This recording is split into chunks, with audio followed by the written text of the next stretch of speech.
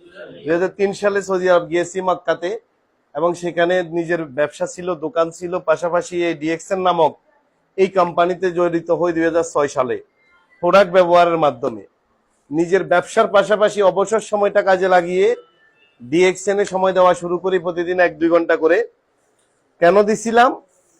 কারণ আমার যে সৌদি আরবে দোকান ছিল, এটা কি জীবনে বাংলাদেশে আনতে পারবো? আমাদের বাপ দাদা 14 গোষ্ঠী, আমাদের আত্মীয় স্বজন যারা বাইরে ব্যবসা করছে, বাংলাদেশে ব্যবসাটা আনতে পারছে?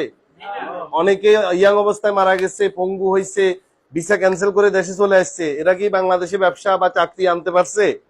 পারে নাই। কিন্তু ডিএক্সএন এমন একটা স্বপ্ন দেখাইছে আমাকে সেই 2006 যে আমি যদি সৌদি আরব ছেড়ে বাংলাদেশে চলে আসিও আমার ইনকামের অভাব হবে না, আমি দেশ বিদেশ ঘুরতে পারবো, মৃত্যুর পরও ইনকাম থাকবে। এই জন্য ডিএক্সএনটাকে আমি টেলিভিশন, আড্ডাবাজি, নাটক, ফিল্ম, বন্ধু বান্ধবকে ত্যাগ স্বীকার করে, ত্যাগ কোরবানটা কি আমরা কদিন আগে কোরবান দিছি না? এই কোরবানটা কি ছিল আমাদের জন্য? ত্যাগ।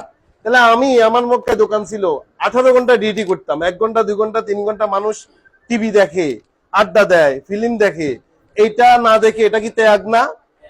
কেন ত্যাগ করছি? কারণ এক সময় লাইফটাকে এনজয় করব, দেশ বিদেশ ঘুরবো, আরবিদেরকে কাস্টমার তৈরি করছি। আজকে আমার টিমে 2,20,000 কনজুমার, আরবিয়ান সৌদিয়ান আছে 60,000। কত হাজার?